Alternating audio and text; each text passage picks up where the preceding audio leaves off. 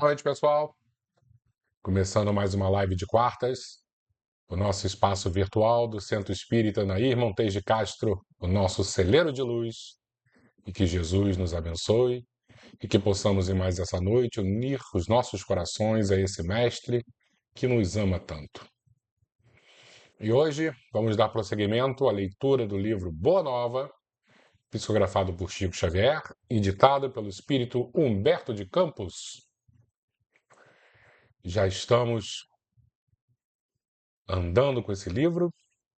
Se eu não me engano, já é o capítulo 9, né? E uma maravilhosa leitura com passagens evangélicas, textos muito bem escritos por esse autor espiritual extremamente competente e aquele toque mediúnico do médium mineiro que transformou o espiritismo. Realmente está valendo muito a pena a leitura desse livro. Espero que todos estejam muito bem. E hoje vamos falar sobre velhos e moços, conflitos geracionais. Às vezes achamos que apenas nas nossas vidas temos esses conflitos, esses embates, mas desde que o mundo é mundo, as questões geracionais existem, né? E na época de Jesus, por que não? Porque se existiam os jovenzinhos seguidores do Mestre, tinham aqueles mais adiantados na idade, e com certeza as questões, as discussões, os posicionamentos eram diferentes. E isso sempre vai gerar um certo embate, mas um embate saudável, com certeza. Vamos dar aquela olhadinha para ver quem já chegou aqui, para cumprimentar as pessoas. Silvia, tudo bom, Silvia? Muito boa noite. Boa noite para você e toda a sua família. Sérgio, meu amigo, ótima noite para você. Socorro, muito boa noite também. Aquele carinho todo especial, por favor, passe para seu Carlos. Diga, por favor, que eu gosto muito dele e de você também, claro. Oi, Denise, tudo bom? Muito boa noite. Denise sempre com a gente aqui, né? Obrigado pela presença, tá, Denise? Oi, Doriane, tudo bom? Boa noite para Brasília. Bem-vinda, tá, Doriane? Oi, Renata. Renata Nascimento, muito boa noite também. Muito bem-vinda aqui. Marisa, minha querida amiga, espero que você esteja muito, muito bem. Ótima noite para você. E as pessoas vão chegando devagarzinho. E como costume, vamos fazer uma breve introdução. Albertinho, Albertinho chegando, tudo bom, Albertinho? Meu grande irmão, aquele beijo especial para a Ângela. Agradece, por favor, também, ela está sempre conosco aqui na live. Maria Terezinha, muito boa noite, bem-vinda. Aquele beijo especial também para o seu neto. E como eu estava dizendo, nossa live é a leitura do livro e eu faço uma introdução mais ou menos longa para justamente iniciarmos e falarmos um pouquinho a respeito do tema central da leitura para ajudar na nossa compreensão. Espero que vocês estejam aproveitando também, porque toda vez que eu sento para, para pensar no que falar, tal, é só esse momentinho assim de reflexão, de leitura, é muito importante para mim. Oi, Tereza, muito bem-vinda. É muito importante para mim. Eu acabo aprendendo bastante. E eu espero que, de alguma forma, vocês estejam embaladas comigo nesse processo. Vocês estejam embalados comigo nesse processo para todos nós sairmos um pouquinho maiores e melhores com esses estudos. Vamos lá, então o que eu pensei em a gente conversar sobre esses conflitos geracionais, né? Todos nós somos espíritas, ou se não somos ainda, que muita gente depois assiste no, no YouTube, e às vezes a pessoa está começando essa caminhada, está gostando, está se aproximando do espiritismo, né? Mas nós espíritas somos reencarnacionistas. Então, o que a lógica da reencarnação nos apresenta, nos mostra? Que com o passar dos anos, dos séculos, dos milênios, das vidas que vamos existindo aqui na Terra, de uma certa maneira, a humanidade vai evoluindo. Então, todas as gerações que vão substituindo as anteriores, em teoria, elas são gerações mais preparadas, mais esclarecidas. Só que, ao mesmo tempo, quando a gente começa a analisar comportamentos humanos, nem sempre os jovens são mais maduros, mais tolerantes, mais respeitosos que os mais velhos. Então, isso pode indicar, de alguma maneira, um certo contrassenso em relação à ideia da reencarnação, já que a humanidade está sempre evoluindo. Toda vez que a gente volta aqui na Terra, nós estamos um pouquinho melhores, estamos mais sábios, né? Então, por que que nem sempre a juventude se apresenta tão superior aos mais velhos? Se pararmos para pensar, e aí vamos lembrar um pouquinho dos nossos estudos anteriores, principalmente em relação ao estudo que falamos sobre o apóstolo João, João Evangelista. Como é que era o apelido de João? Vocês lembram? O apelido de João, quando muito novinho, ele começou a seguir Jesus? Jesus apelidou o João e o seu irmão Tiago, os dois muito jovens, como os filhos do trovão. Qual o significado desse apelido? É porque eles deviam ser realmente aquelas bombas ambulantes, né? Deviam ter comportamentos, às vezes, explosivos, igual um trovão, né? E isso nos mostra o quê? Que João, por exemplo, era um espírito atrasado? Muito pelo contrário. O próprio Evangelho diz que João era o apóstolo que o mestre mais amava. Então, muito provavelmente, João devia ser aquela alma doce, aquela alma nobre, né? Mas, mesmo assim, com toda essa evolução, com toda essa bagagem, a juventude é um grande desafio. E não foi diferente para esse menino João, que jovem tinha lá todas as suas explosões, às vezes até em relação à inexperiência, mas a gente sabe também que a fisiologia do adolescente, do jovem, ela é diferente do adulto, né? Os hormônios, a flor da pele. Então isso influencia bastante também. Se pararmos para recordar o nosso querido santo São Francisco de Assis, queridíssimo pelos espíritas, se eu não me engano, acho que foi no livro A Caminho da Luz que nós conversamos sobre ele, né? São Francisco de Assis nasce na região da Úmbria, na Itália, na cidadezinha chamada Assis.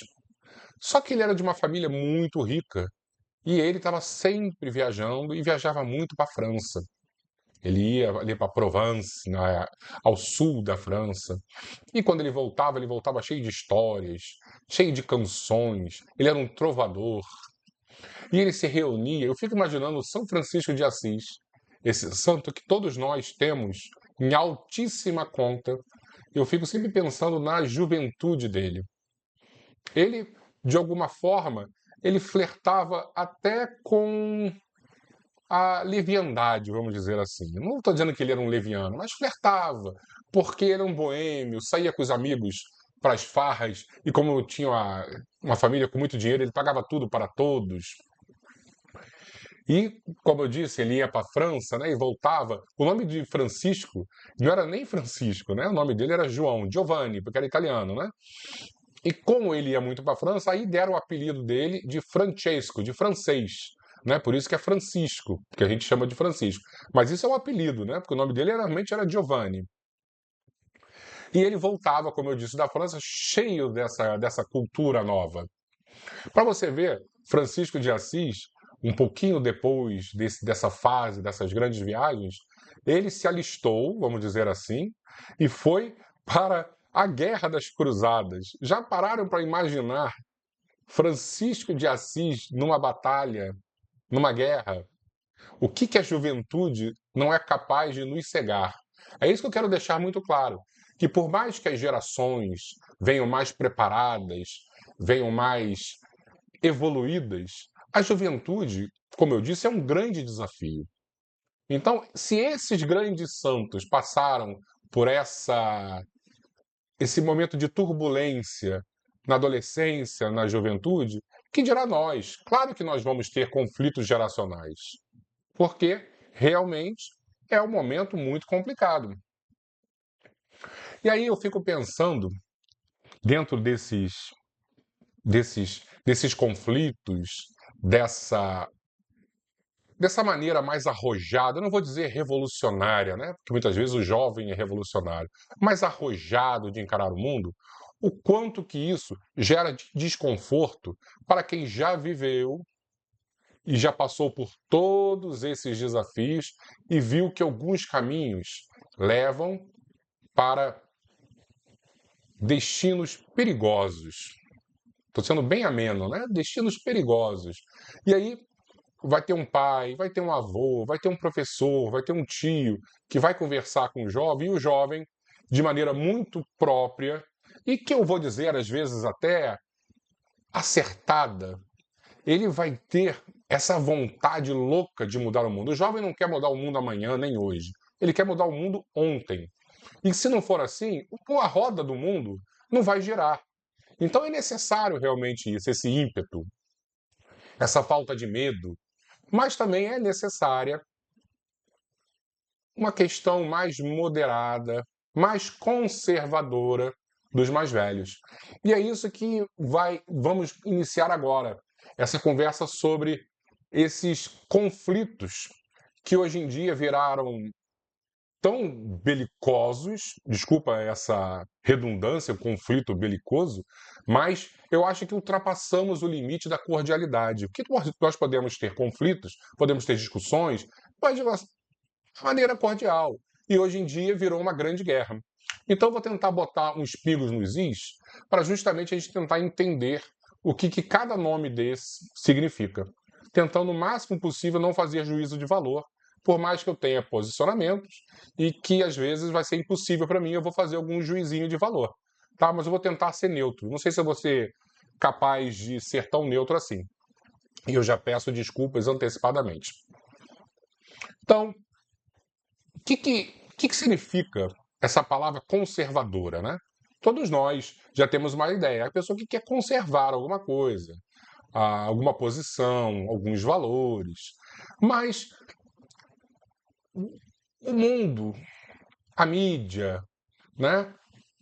Os jornais, eles tentam transparecer que os conservadores são o quê? São o tiozão do Zap, aquele tiozão do churrasco que todo mundo conhece, que faz aquelas piadas antigas que não tem mais graça nenhuma e que pensam que estão abafando e que têm pensamentos muito retrógrados.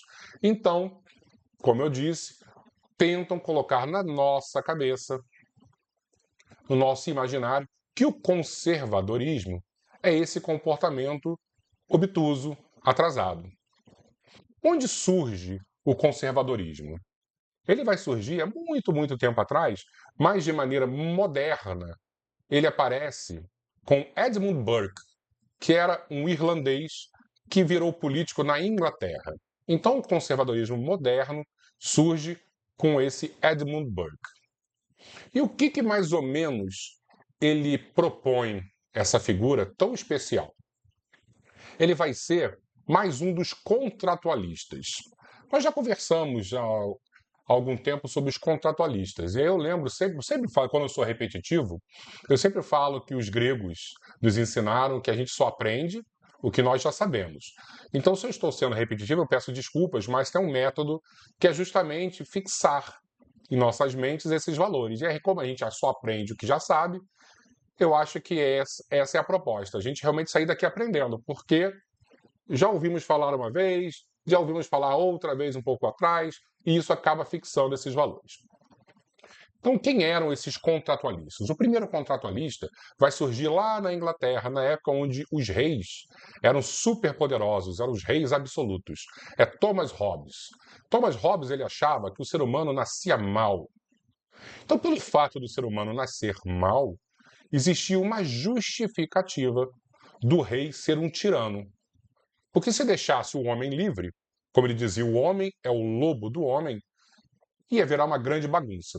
Então, esse pensamento, esse contrato social proposto por Thomas Hobbes, e não é um contrato escrito, tá? É como se fosse uma maneira filosófica de enxergar o mundo. Então, esse contrato social justificava um rei tirano. Ele escreve um livro sobre um demônio, né, que devorava as pessoas. E é mais ou menos essa a ideia. Ele achava que os monarcas, né, os líderes, deveriam ser um pulso muito forte, justamente para controlar as pessoas. E controlar através do quê? Do medo. Maquiavel, no Príncipe, ele dizia que existem duas maneiras de você ser respeitada. Uma é sendo amada, que é muito difícil. E a outra é sendo temido. Se a pessoa for temida, ela acaba sendo respeitada. Então, Thomas Hobbes vai corroborar, vai acreditar nesse pensamento de Maquiavel, tá? Então ele vai escrever até o Leviatã, que seria esse demônio, que vai justificar todos esses males que o governante pode fazer justamente para empurrar o medo goela abaixo, e nós, com medo, somos o quê? Somos reféns. Ficamos apavorados, escondidos, receosos e obedecemos quaisquer ordens. Lembra da pandemia? Todo mundo apavorado. O que aconteceu? Cada um fazia o que queria e a gente ficava aceitando tudo. Por quê? Porque o medo paralisou muita gente. E quando nós conversamos sobre os estoicos, né, os estoicos eram aqueles filósofos gregos da época helenística. A época helenística é a época seguinte da época clássica. A gente sempre fala de Sócrates, Platão, Aristóteles, é um período clássico. Já o período helenístico é o período posterior a esse período clássico. E os estoicos são desse momento da humanidade. E o que os estoicos falavam da melhor maneira de você controlar o medo? É através da informação. Quando temos informação, somos mais resistentes, temos menos pressão do medo. Por isso também que na pandemia a informação desapareceu, a gente não via debate, era só uma visão, a outra visão antagônica era calada, cerceada, cancelada. Por quê? Porque ninguém quer embate de ideias. As pessoas querem nos manter aprisionados. Então, esse era o pensamento de Thomas Hobbes, o medo controlando as pessoas. O segundo contratualista era John Locke. John Locke, também inglês, mas já está no período final da monarquia. Um pouquinho antes, ele é um dos responsáveis pela Revolução Gloriosa, quando a monarquia perde o poder e vira lá um parlamento, tá? O que John Locke falava no seu contrato social? Muito diferente de Thomas Hobbes. Para ele, para John Locke, o ser humano não nascia mal, de jeito nenhum. O ser humano era uma tábula rasa, era um quadro em branco e, de acordo com a sua experiência na Terra, as pessoas iam escrevendo as suas histórias. As pessoas iam escrevendo as suas histórias, né, na sua própria consciência.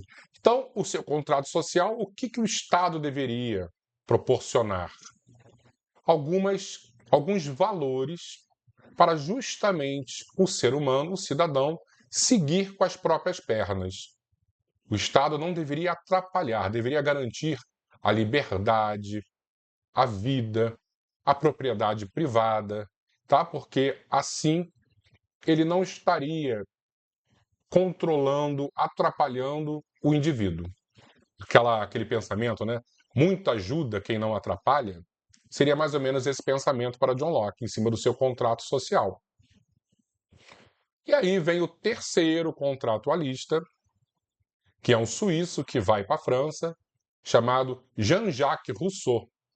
Rousseau, diferentemente de Thomas Hobbes e John Locke, ele dizia que não, o ser humano não nascia mal, não, o ser humano não era um quadro em branco, mas sim, o ser humano nascia bom. Mas espera aí, Rousseau, se o ser humano nasce bom, por que que o mundo é tão ruim? Tem tantas coisas horrorosas acontecendo. Ah, porque a sociedade o corrompe. A civilização corrompe o ser humano. E isso foi algo muito perigoso, por quê? Porque com essa proposta russoniana de que o teoria do bom selvagem, né, que todos aqueles que não têm a civilização o controlando são bonzinhos, né?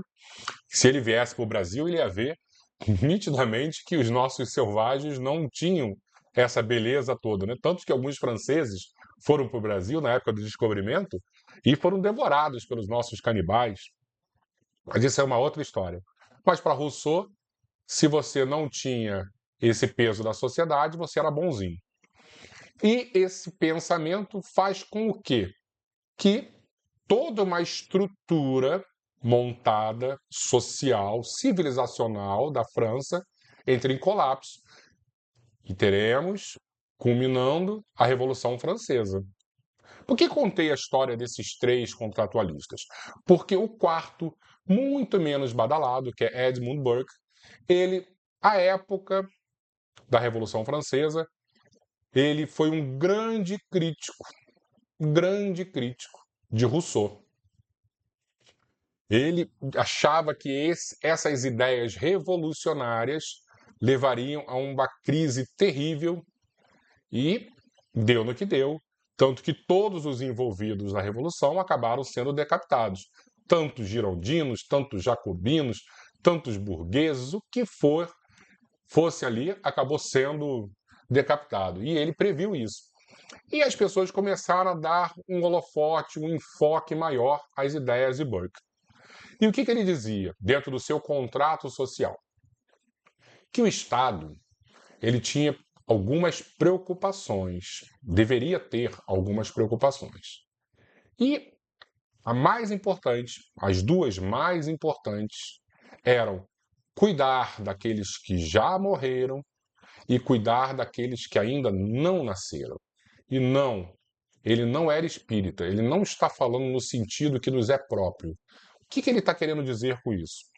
Que aqueles que já morreram nos deixaram legados, experiências, e precisamos respeitar os erros e os acertos do passado, para justamente não imitarmos, não repetirmos os passos equivocados.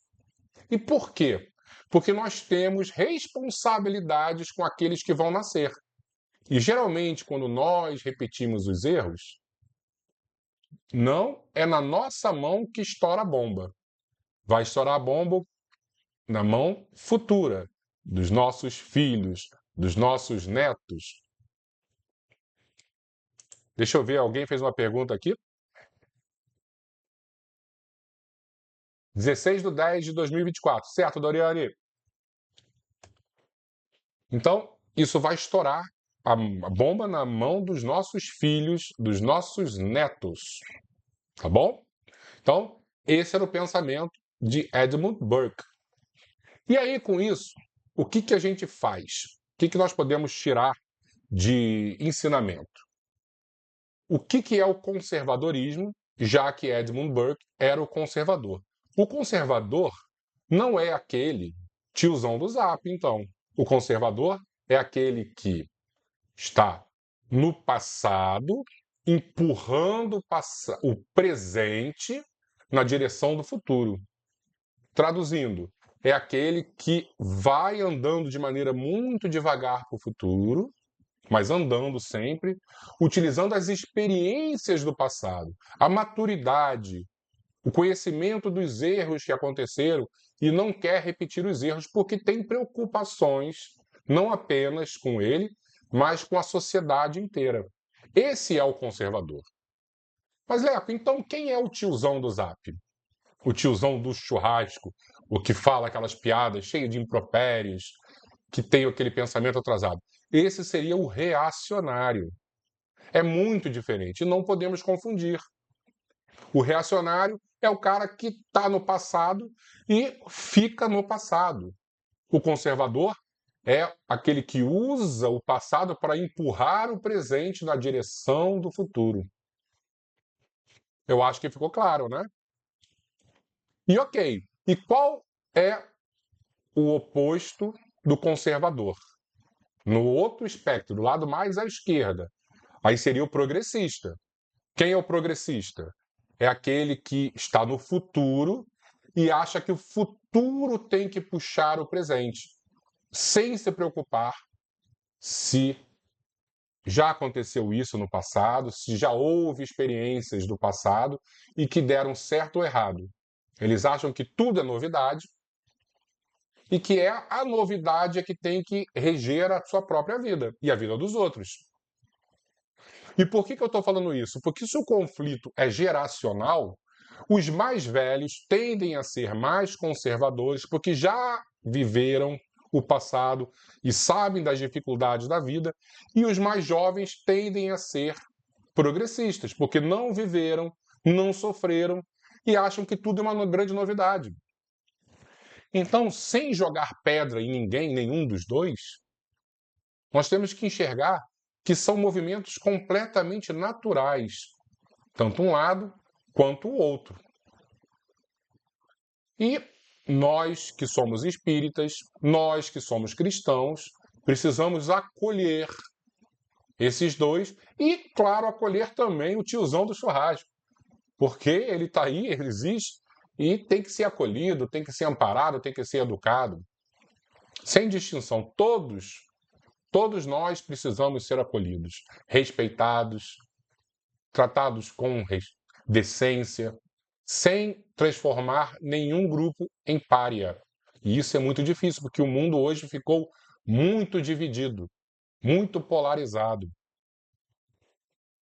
Tá? E aí, vamos tentar trazer para o mundo real para compreendermos exemplos bem práticos do que são que temos cada grupo desse aqui. Qual o assunto mais polêmico? Um dos mais polêmicos. E olha que loucura que eu estou fazendo, hein? Trazendo assuntos polêmicos para conversarmos aqui a respeito dessas questões geracionais. Qual assunto, um dos assuntos mais polêmicos? Questões sexuais, especificamente da homossexualidade. Como o tiozão do Zap, como o reacionário age em relação à sexualidade dos outros. Jogando pedra, sendo desrespeitoso, sendo inconsequente, vivendo no passado, como se lá do passado, tudo o que aconteceu no passado, fosse realmente o suprassumo da justiça e não vai querer andar na direção do progresso. Não vai querer de jeito nenhum. O reaça, ele vai demonizar a questão homossexual. O conservador. O conservador vai olhar com muita naturalidade, sabendo que o mundo é assim, que as pessoas nascem, cada um com uma orientação sexual, e aí o pensamento não é nem opção, não, porque ninguém optou. A pessoa às vezes vai nascer com uma orientação sexual e essa orientação tem que ser respeitada e mais do que respeitada, tem que ser educada, como sempre nos aconselhou Emmanuel. Não proibição, mas educação. Precisamos sempre educar qualquer orientação sexual, seja hétero ou seja homo. Ponto. Respeitando. Aleco, mas e aí? Adoção de um casal gay adotar uma criança. O que nós achamos melhor? Deixar uma criança na rua, no orfanato, ou um casal do mesmo, um termo normal hoje que fala-se, do mesmo gênero educar.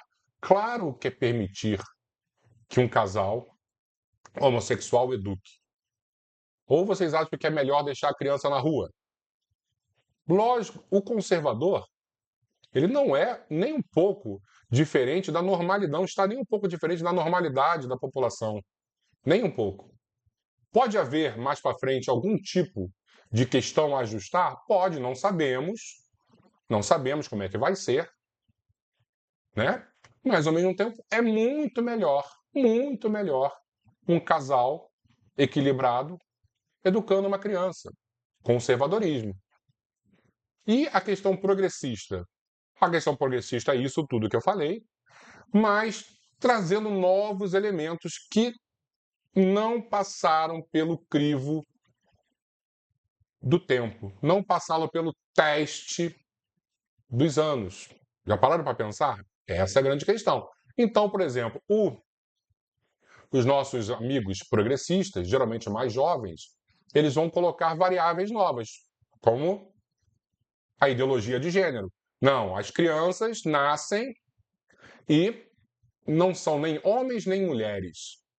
Isso é uma convenção social. Ok, de onde tiraram isso? Ah, de um experimento sociológico da década de 1980. Deu para passar pelo crivo do tempo? Já temos experiência suficiente para realmente saber se isso é verdade ou não? Leco, eu acho que não. É muito pouco tempo, né? Porque quando a gente está falando de crivo do tempo, a gente está falando de séculos. A gente não está falando de 2, 3 décadas. A gente não sabe qual vai ser a repercussão disso mais para frente. Os jovens que foram educados assim, como é que eles vão agir? Não temos noção. Quem diz que sabe, a gente compreende que está sendo apressado. Né? Quem diz que tem certeza, o que falamos a respeito de Nietzsche? A certeza é muito mais próxima da. Quer dizer, desculpa, é muito mais inimiga da verdade do que a própria mentira. A convicção é muito mais inimiga da verdade do que a própria mentira. Porque também tem uma outra frase que é a certeza é muito mais inimiga da certeza. Estou misturando tudo, desculpa. A certeza é muito mais inimiga do acerto do que o próprio erro. Tá? Então a gente tem que imaginar que nós não sabemos para onde essa banda está indo. Então temos que ter um pé muito atrás, tem que ter muita calma. Porque existe um conceito, e eu vou colocar uma coisa nova, chama-se accountability, é um conceito da economia, da administração, que traduzindo seria responsabilidade. Só que é uma tradução equivocada, porque é mais do que responsabilidade. Vocês já viram um filme do Homem-Aranha? Quando o tio do Homem-Aranha está morrendo, ele fala para o Homem-Aranha assim: para grandes poderes vem grandes responsabilidades? Accountability seria isso. Poder com responsabilidade. E muitas das vezes nós temos poderes. Mas e quanto mais poder nós temos, mais responsabilidade nós deveríamos ter. Só que nem sempre agimos assim. Então o pai tem poder com o filho, mas nem sempre ele tem responsabilidade. Um professor tem poder com os alunos, mas nem sempre esse grande poder vai gerar uma grande responsabilidade. Nós, educadores, então eu sou um evangelizador numa casa espírita. Eu tenho poder, represento a minha casa espírita. Será que eu tenho responsabilidade equivalente a esse poder? E quando nós negligenciamos, através da nossa pressa, quando nós somos muito afoitos e queremos modificar o mundo, revolucionando ele, nós corremos o risco de ter poder, mas não ter responsabilidade. Por isso que quando pegávamos os nossos jornaizinhos espíritas, revistas espíritas, qual era o nome? Era Reformador. Não era revolução. O espiritismo, o cristianismo, eles são reformadores. É a reforma íntima. É lento, é gradativo. Não é para ontem. É para uma vida inteira. E é isso que nós temos que ter muito nos nossos corações, que todas as nossas ações, elas geram consequências. Mas então, Leco, é para fazer o quê? É para olhar o jovem de maneira torta? De jeito nenhum. É para olhar o progressista de maneira torta? De jeito nenhum. O grande objetivo da vida é a educação, é o respeito, é o acolhimento. E esperar que o tempo vai modificar todos nós.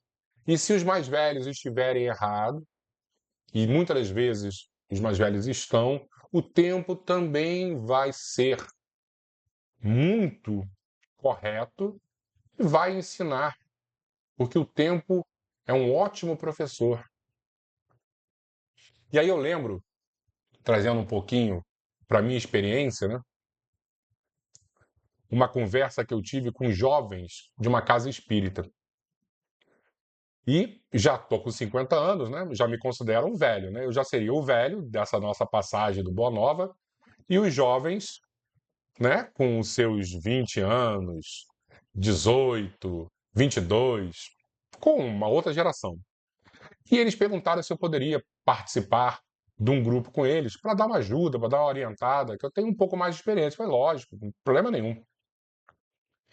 Minha surpresa, quando eu comecei a conversar, dando uma certa orientação, os jovens disseram: não, você não tem que falar nada, porque esse ponto aqui que você está falando é um ponto relacionado às mulheres. E como você não é mulher, você não pode opinar. Esse ponto aqui, você também não pode falar. Por quê? Porque você não é preto. E esse aqui só os pretos podem falar. Esse ponto aqui você não pode opinar, porque você não é gay. Então só os gays podem opinar. E aí eu fiquei pensando assim: por que me chamaram então para participar do grupo, se eu não tinha lugar de fala em nada? Aí eu depois fui descobrir o que é lugar de fala, né? E, no caso, eu não tinha lugar de fala de nada. E eu fiquei, não ressentido, mas fiquei surpreso, né? Com isso.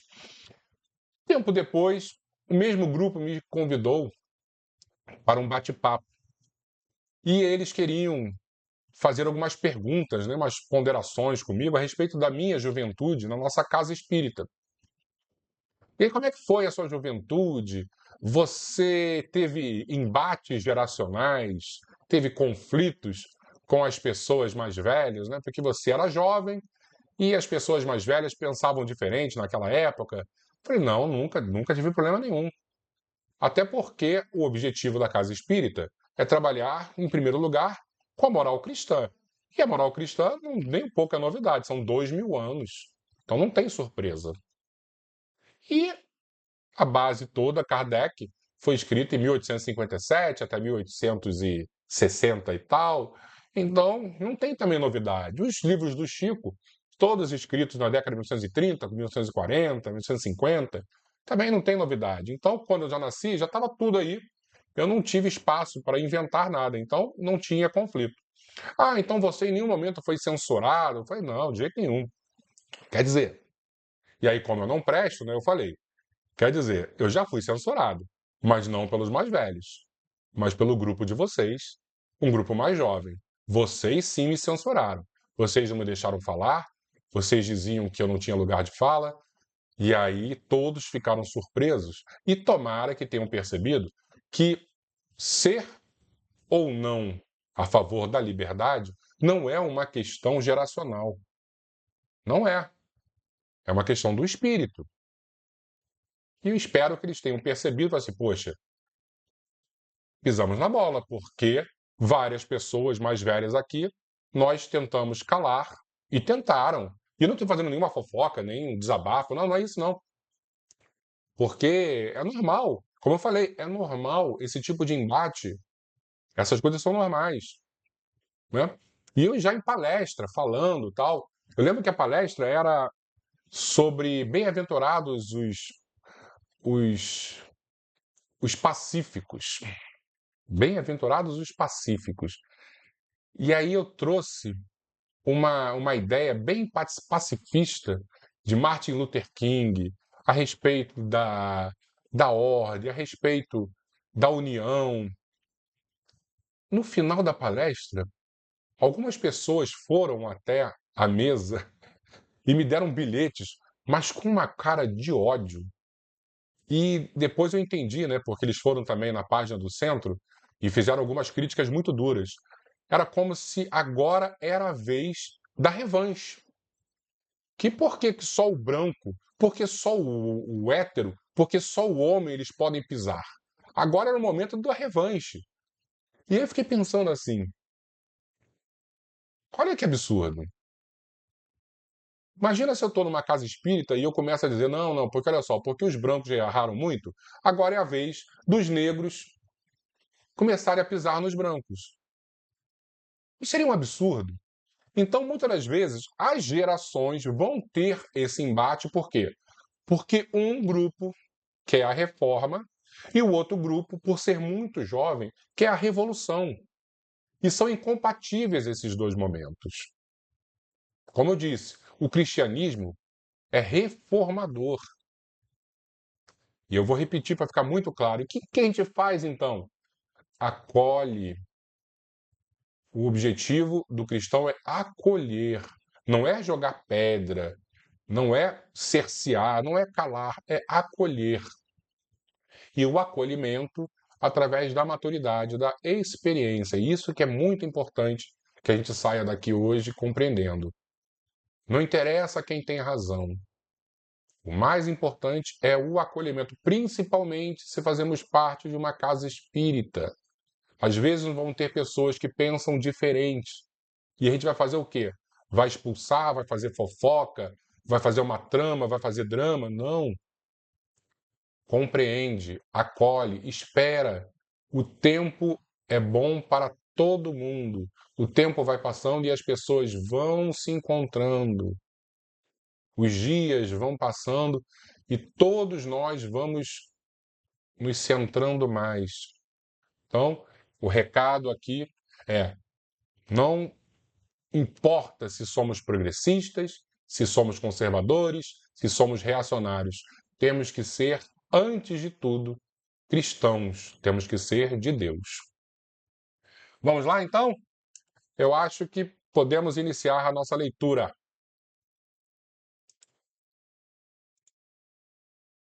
Velhos e moços.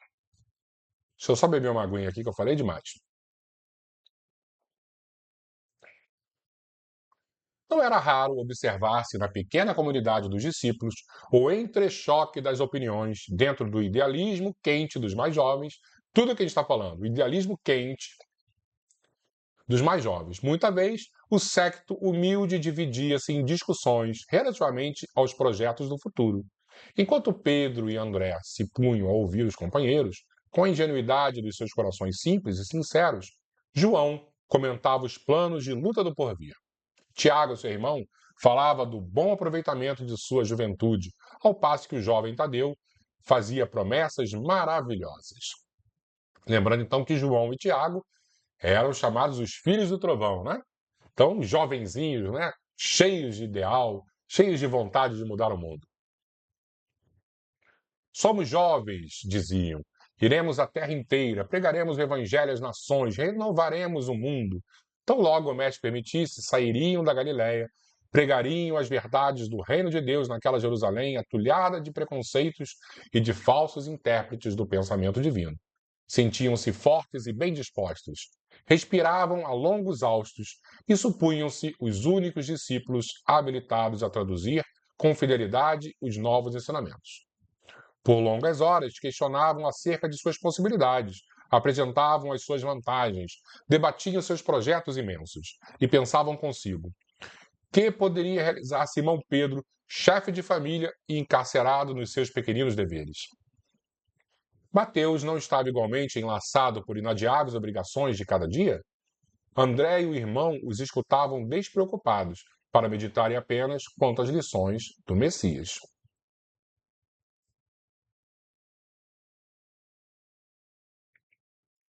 Entretanto, Simão, mais tarde chamado o Zelote, antigo pescador do lago, acompanhava semelhantes conversações humilhado.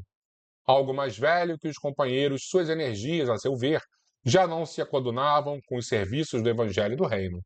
Ouvindo as palavras fortes da juventude dos filhos de Zebedeu, perguntava a si mesmo o que seria do seu esforço singelo junto de Jesus. começava a sentir mais fortemente o declínio das forças vitais. Suas energias pareciam descer de uma grande montanha, embora o espírito se lhe conservasse firme e vigilante no ritmo da vida.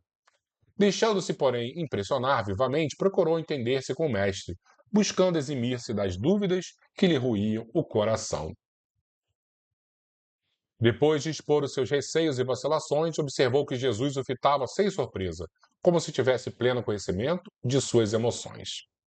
Simão, disse o mestre com um desvelado carinho, poderíamos acaso perguntar a idade de nosso pai? Olha que pergunta profunda de Jesus, né? E se fôssemos contar o tempo na ampulheta das inquietações humanas, quem seria o mais velho de todos nós? A vida, na sua expressão terrestre, é como uma árvore grandiosa. A infância é a sua ramagem verdejante. A mocidade se constitui de suas flores perfumadas e formosas. A velhice é o fruto da experiência e da sabedoria. Há ramagens que morrem depois do primeiro beijo do sol e flores que caem ao primeiro sopro da primavera. O fruto, porém, é semelhante a uma bênção do Todo-Poderoso. A ramagem é uma esperança, a flor, uma promessa. O fruto é a realização. O fruto, como a gente estava dizendo, passou pelo crivo do tempo. Quando chegou a gerar o fruto, é porque deu certo. Então, a experiência das pessoas mais velhas é porque provavelmente viveram tudo isso e aprenderam bastante.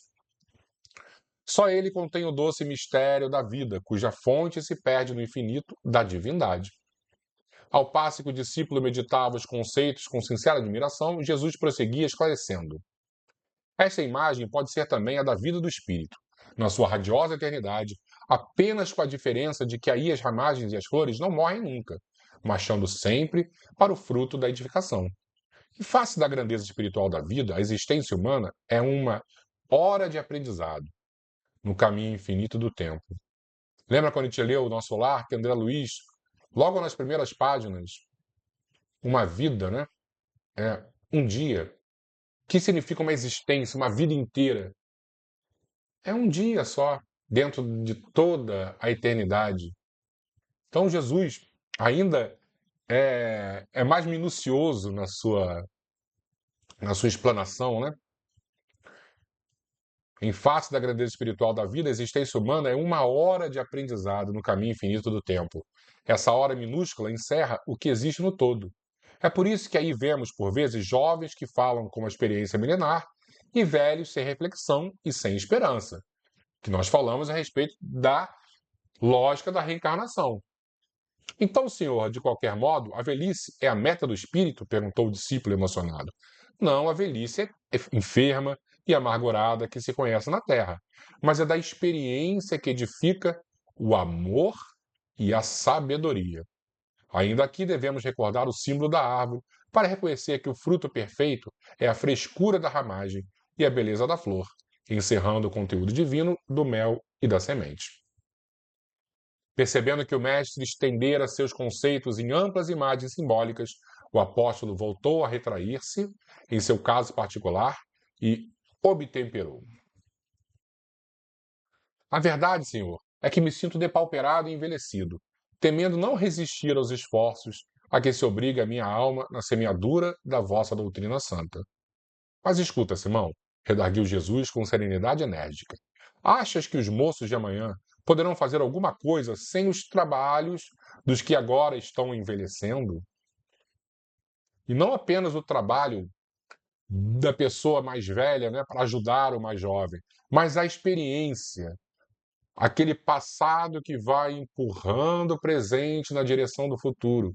Isso tudo é extremamente importante na formação do ideal do jovem. Poderia a árvore viver sem raiz, a alma sem Deus? Lembra-te da tua parte de esforço e não te preocupes com a obra que pertence ao Todo-Poderoso.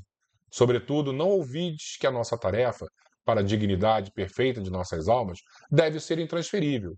João também será velho e ficou bem velhinho e bem diferente, muito mais tranquilo, e os cabelos brancos da sua fronte contarão profundas experiências. Não te magoe a palestra dos jovens da terra. A flor no mundo pode ser o princípio do fruto, mas pode também enfeitar o cortejo das ilusões. Quando te cerque o burburinho da mocidade, ama os jovens que revelem trabalho e reflexão. Entretanto, ao que a gente estava falando, não deixes de sorrir igualmente para os levianos e inconstantes. São crianças que pedem cuidado, abelhas que ainda não sabem fazer o mel.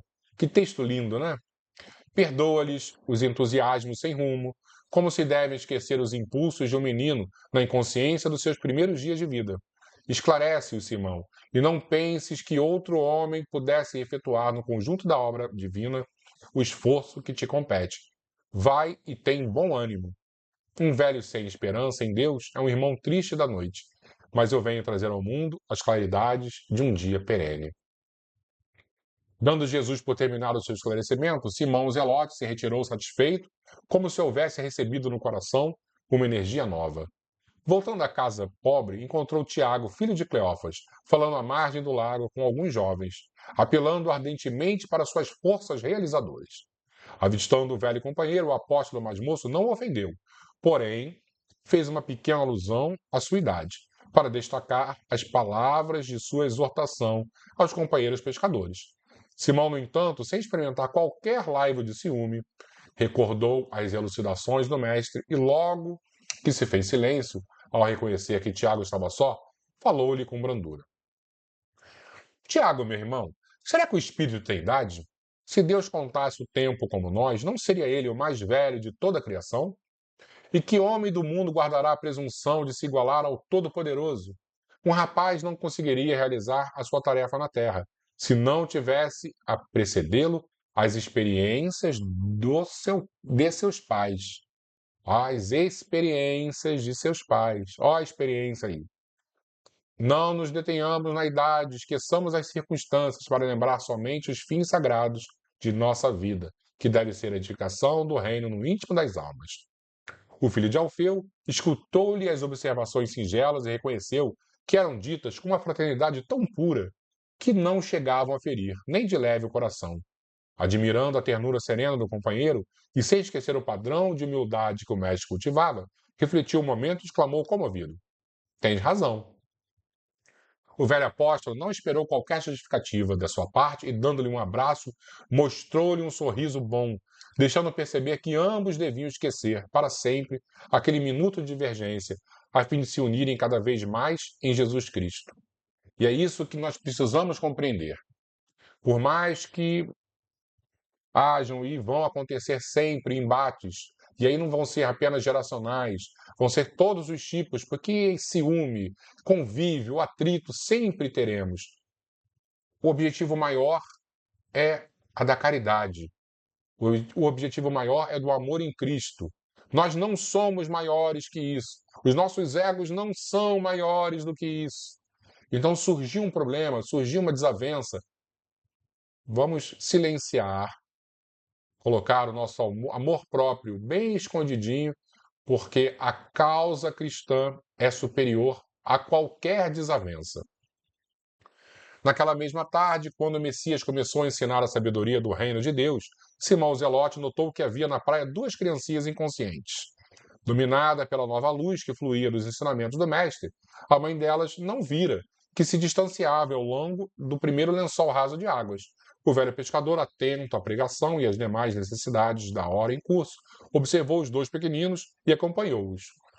Com uma boa palavra, tomou-os nos braços, sentando-se numa pedra e, terminada que foi a reunião, os restituiu ao colo maternal, em meio de suave alegria e sincero reconhecimento. Inspirado por uma força estranha à sua alma, o discípulo compreendeu que o júbilo daquela tarde não teria sido completo se duas crianças houvessem desaparecido no seio imenso das águas, separando-se para sempre dos braços amoráveis de sua mãe. No âmago do seu espírito havia um júbilo sincero, compreendera com o Cristo o prazer de servir, a alegria de ser útil. Nessa noite, Simão o Zelote teve um sonho glorioso para sua alma simples. Adormecendo de consciência feliz, sonhou que se encontrava com o Messias, no cume de um monte que se elevava em estranhas fulgurações. Jesus o abraçou com carinho e lhe agradeceu o fraterno esclarecimento fornecido a Tiago, em sua lembrança, manifestando-lhe reconhecimento pelo seu terno cuidado com duas crianças desconhecidas, por amor de seu nome. O discípulo sentia-se venturoso naquele momento sublime. Jesus, do alto da colina prodigiosa, mostrava-lhe o mundo inteiro. Eram cidades e campos, mares e montanhas. Em seguida, o antigo pescador compreendeu que seus olhos assombrados divisavam as paisagens do futuro. Ao lado de seu deslumbramento, passava a imensa família humana. Todas as criaturas fitavam o mestre com os olhos agradecidos e refulgentes de amor. As crianças lhe chamavam amigo fiel, os jovens verdade do céu, e os velhos sagrada esperança. Simão acordou, experimentando indefinível alegria. Na manhã imediata, antes do trabalho, procurou o Senhor e beijou-lhe a fímbria humilde da túnica, exclamando jubilosamente: Mestre, agora vos compreendo. Jesus contemplou com amor e respondeu: Em verdade, Simão, ser moço ou velho no mundo não interessa. Antes de tudo, é preciso ser de Deus.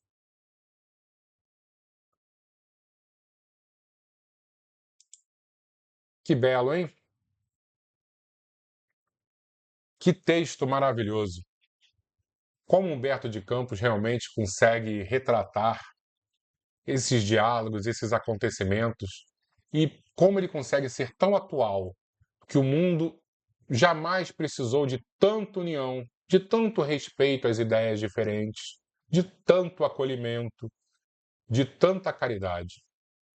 E se nós estamos hoje aqui, de alguma maneira, nos colocando como espíritas, nos colocando como cristãos, precisamos dar o exemplo, precisamos respeitar o pensamento diferente, precisamos acolher aqueles a quem achamos que estão equivocados e não apedrejar. Fazemos parte da mesma família, fazemos parte da mesma família cristã. Imagina nos encontrarmos no plano espiritual após a nossa desencarnação e olharmos para aquele nosso irmão que aqui na Terra causou algum tipo de desconforto e nós fomos responsáveis por alguma intriga, por alguma briga, por alguma divisão. Não podemos. Eu sei que é difícil, eu sei que às vezes o nosso amor próprio, o nosso ego muito inflado vai nos causar essas desavenças. Mas temos por objetivo de vida tentar controlar, principalmente no nosso templo de amor e caridade, o nosso celeiro de luz. Vamos fazer a nossa prece? Copinho de água. Que os nossos queridos amigos da espiritualidade vão colocar o remédio necessário para todos nós. Vamos lá.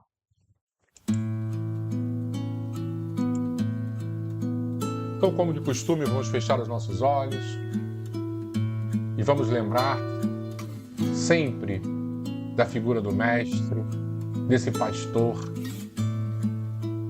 que nos ama profundamente. Recordar que em si João ele tinha a figura do apóstolo mais amado, o jovenzinho doce, amigo, fiel, companheiro.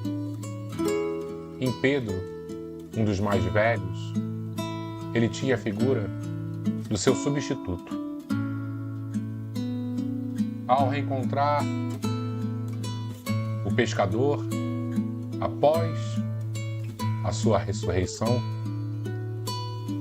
ele pede 3 vezes a Pedro que apacente, que pastoreie as suas ovelhas.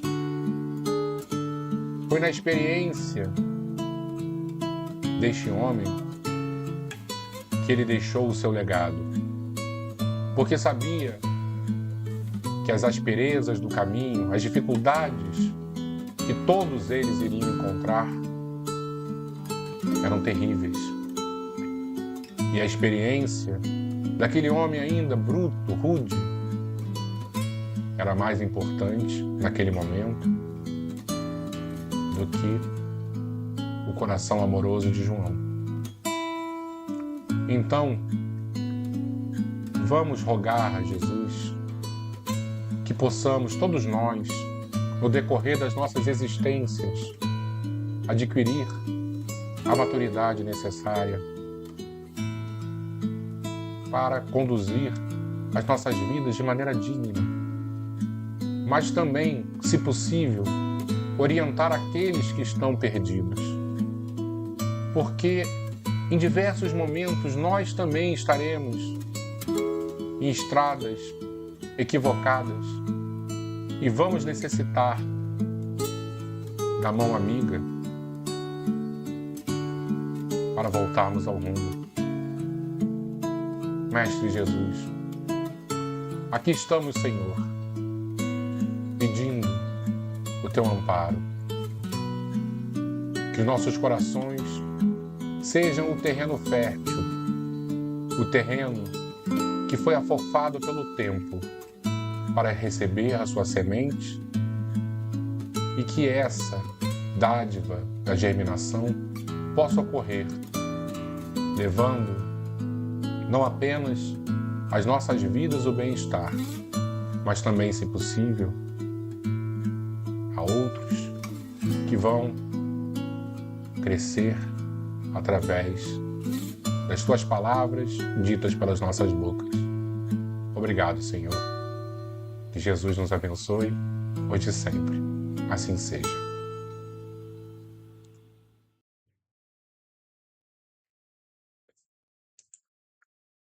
Muito obrigado, pessoal. Jesus nos abençoe e que, como disse o nosso querido amigo Albertinho, Dr. Bezerra, possa nos inspirar com bons pensamentos e que nossas vidas possam estar sob a proteção desses queridos irmãos da espiritualidade. Obrigado a todos e até semana que vem, se Deus quiser.